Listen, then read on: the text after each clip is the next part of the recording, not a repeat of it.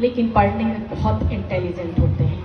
तो ये तो अपना स्वभाव है, लेकिन ये दूर करने के लिए मैं एक युक्ति आपको बताऊंगी कि यदि आप बहुत अच्छा लिखते हैं, आप प्रेजेंट करना चाहते हैं, लेकिन मंच पर आने के बाद यदि आप भूल जाते हैं या आप लोगों को देखकर आपका जो भी मानस पटल पर जो विचार चल रहे हैं वो विस्मृत हो जाते हैं, तो उसके लिए आप जो भी आपने तैयार किया है उसको आप शीशे के आगे खड़े होकर घर में प्रैक्टिस कीजिए।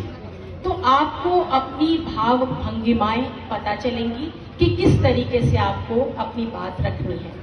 अब मैं इसी बात पर एक आपको वाकया बताती हूँ कि आपकी तरह मैं भी जब स्टूडेंट थी 7th या 8th क्लास में, तो डिबेट कंपटीशन था, वाद विवाद प्रतियोगिता, और चंद्रावती स्कूल हुआ करता था। अपने स्कूल से हम लोग सेलेक्ट होकर 2 स्टूडेंट गए थे, लेकिन बहुत छोटे थे। जब हमने वहाँ वाद विवाद प्रतियोगिता में भाग लिया और अपना जब हमने बात रखी वहाँ पर पक्ष में थे, हुआ ये कि हमारे साथ के ही कुछ बच्चे थे, उन्होंने यूं ऐसे इशारा किया बहुत बढ़िया, जो हमारा आई कांटेक्ट हुआ, आंख से आंख मिली और हम सब भूल गए। ऐसा होता है। और उस वक्त जैसे कुछ बच्चों के साथ हुआ कि वो उन्होंने पेपर भी निकाला लेकिन वो फिर भी उन्हें याद नहीं आया। तो आपको याद नहीं करना है, आपको समझना है उस बात को, और ऑडियंस को ये कैसे भी जज ना करे, ऑडियंस ना उनको पता चले कि आप भूल गए। ऐसा अगर होता है तो आपके मार्क्स कट हो जाते हैं। तो सबसे पहले आपको इस बात का ध्यान रखना है, जो भी बात आपको कहनी है या आपने जो तैयार किया है उसको समझिए, जिससे कि आप अपनी बात को रख सकें। दूसरा, आपका सिलेक्शन। आपने रामायण की चौपाई, कुछ बच्चों ने कहानी सुनाई, बहुत अच्छे टाइटल भी थे।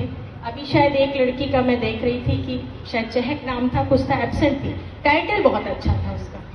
तो कहानी जब आप प्रेजेंट करते हैं, लिखते हैं, तो उसमें आपको उसका शीर्षक ऐसा होना चाहिए कि पढ़ते ही लगे कि इसको हमें सुनना है। अब मुझे लगा ऐसा कि मुझे उसे सुनना चाहिए था, उसका टाइटल अच्छा था, तो ये चीज होनी चाहिए। दूसरा, आपकी लय। लय में अगर आप लयबद्ध होकर नहीं गाते हैं तो वो थोड़ा खटकता है, और अगर आप लयबद्ध होकर गाते हैं तो बहुत सुंदर लगता है, कानों को प्रिय लगता है, उसमें भी आपको अच्छे मार्क्स मिलते हैं। और चौथा, जो हमने आज की मार्किंग की है उस पर मैं जरूर प्रकाश डालूंगी, उच्चारण। कुछ बच्चों में, वैसे बहुत बच्चे, बहुत बढ़िया प्रेजेंटेशन था, लेकिन कहीं कहीं उच्चारण दोष की कमी होती है, तो वो आपको दूर करना है। तो ये बातें आप ध्यान रखिए, और किसी भी कंपटीशन में आप जाते हैं और इन बातों पर अमल करते हैं तो अपने स्कूल का नाम अवश्य रोशन करेंगे और हमेशा प्राइज मिलेगा। बहुत अच्छी अच्छी प्रतिभाएं मैंने अभी देखी। एक दो बच्चे तो इतने बढ़िया थे, ऐसा लग रहा था कि मजे हुए कलाकार हैं, लग ही नहीं रहा था कि वो यहाँ पर अभी स्टडी कर रहे हैं।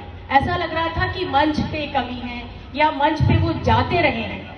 तो ये चीजें होती हैं, और हर बच्चे में कला होती है। कोई भी बच्चा ऐसा नहीं है जिसके अंदर कोई क्वालिटी ना हो, किसी में कोई क्वालिटी होती है, किसी में कोई, तो हर बच्चा टैलेंटेड होता है। आप अपने को किसी से भी कम मत आंकिए, हर बच्चे परफेक्ट है, टैलेंटेड है, बस आपको थोड़े से टिप्स की जरूरत होती है जो समय समय पे आपके शिक्षक आपको देते हैं, घर में पेरेंट्स भी आपको बताते हैं। तो ये बहुत अच्छी बात है, और आज का कार्यक्रम बहुत अच्छा रहा, बहुत बढ़िया, बहुत अच्छा प्रेजेंटेशन। हम उम्मीद करते हैं कि अगली बार जब भी हमें आने का मौका मिले तो और भी सुंदर सुंदर अच्छी अच्छी प्रतिभाएं हमारे सामने। तो आपके शिक्षकों को पुनः बधाई देती हूँ। हिंदी दिवस पर जो ये कार्यक्रम किया, हिंदी हमारा स्वाभिमान है, हमारी राजभाषा है, उस पर हमें गर्व होना चाहिए। मैं आपको बता दूं, जब मैं रशिया गई तो वहां पर हिंदी नहीं, बात ही नहीं करेगा, वो समझेंगे लेकिन वो रशियन में बात करेंगे, इंग्लिश में भी नहीं करेंगे। लेकिन हम हिंदुस्तानी हैं, हमने अपनी बात हिंदी में ही रखी वहां पे, भले ही वहां दुभाषिया आया और उसने हमारी बात को ट्रांसलेट करके दूसरे लोगों तक पहुंचाया, लेकिन हम क्यों बोले? हम हिंदुस्तानी हैं, हम हिंदी में ही बोलेंगे। वो उनका जगह है कि वो दुभाषिया रखें हमारी बात को, जैसे संसद में होता है। तो आप अपने ऊपर गर्व करिए, हिंदी में बात करिए। मैं तो जहां जहां 10 कंट्री गई, हर जगह मैंने अपनी बात हिंदी में रखी। यहाँ तक कि दूसरे देश में जाके आपको शॉपिंग करने में दिक्कत आती है, तब भी हमने इशारों से बताया।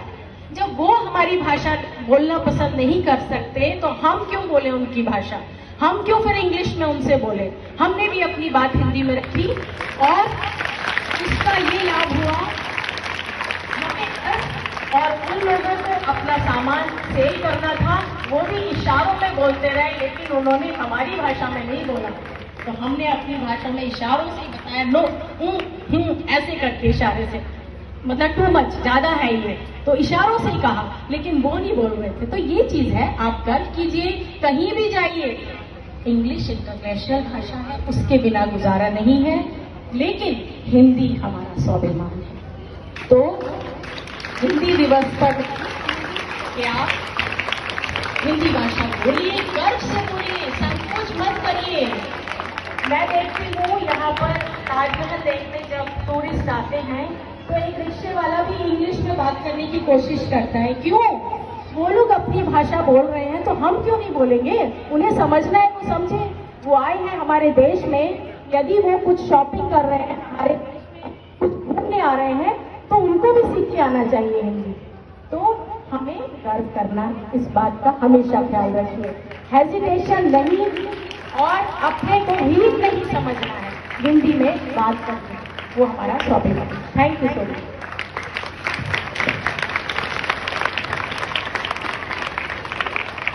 बहुत बहुत धन्यवाद।